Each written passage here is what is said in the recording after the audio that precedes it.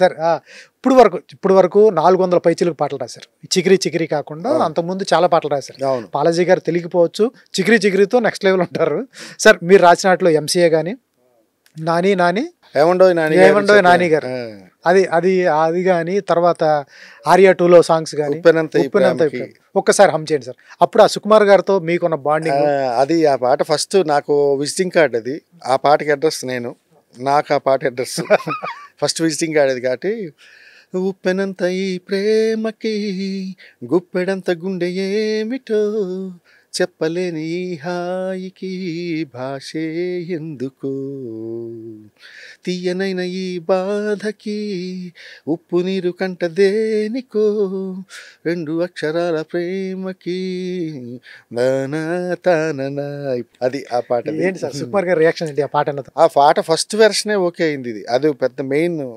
అంటే అతనికి పాట రాయడం అంటే మామూలు విషయం కాదు. ఎందుకంటే ఒక అంతటి ఒప్పుకునే వ్యక్తి కాదు.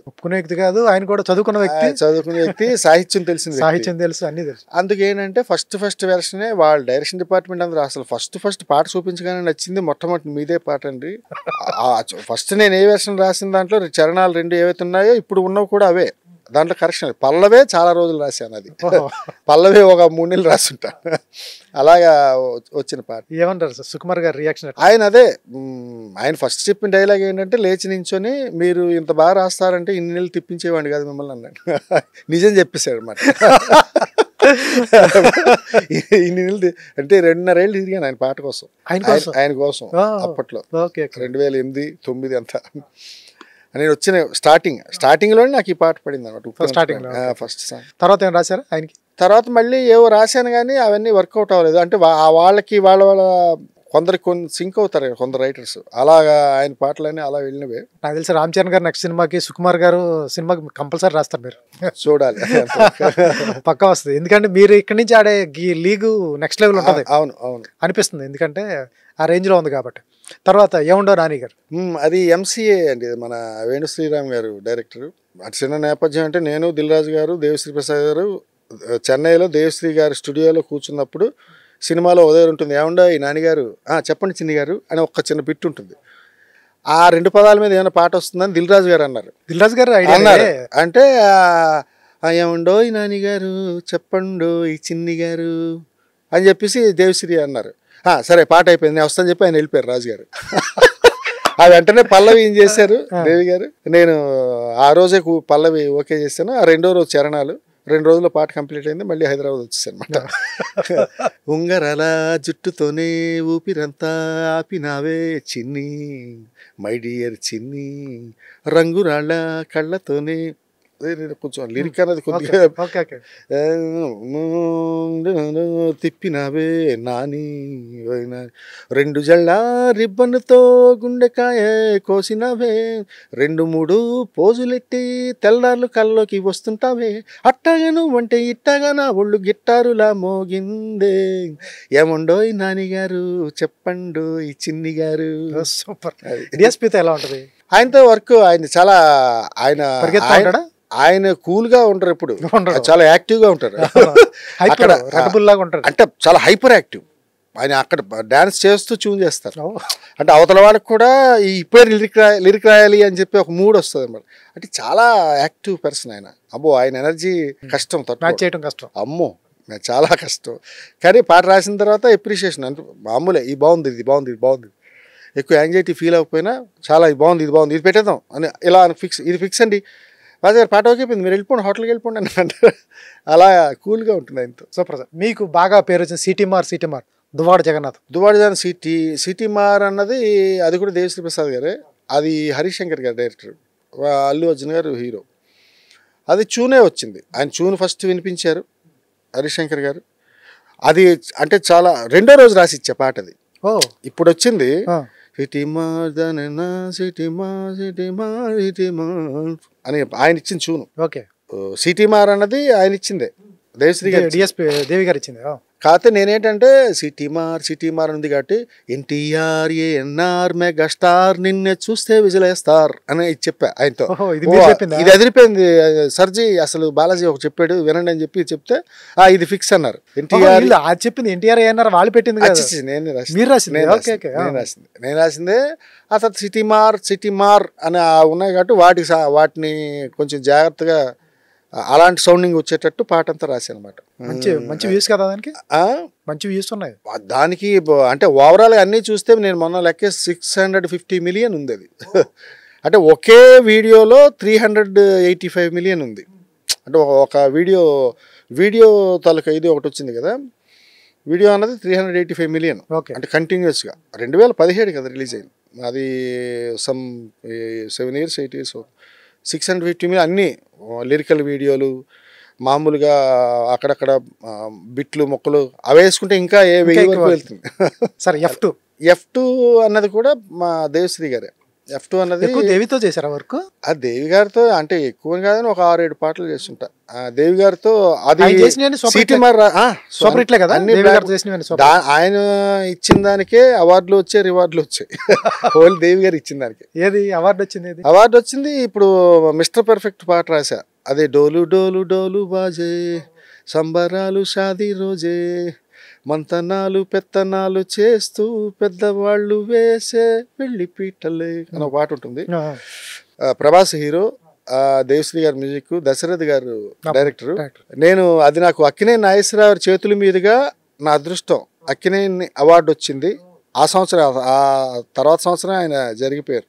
చివరి అవార్డు నాకు అనుకుంటా. Super sir. F2లోది సాంగ్. F2లో దేవిశ్రీ గారే కాల్ చేశారు నాకు. సిటీ మార్ రాశాను కదా, దువాడు జగన్నాథం. అది అర్జెంటుగా మీరు రాయాల్సిన పాట ఒకటి ఉంది, అర్జెంటుగా వచ్చేయండి చెన్నై అన్నారు.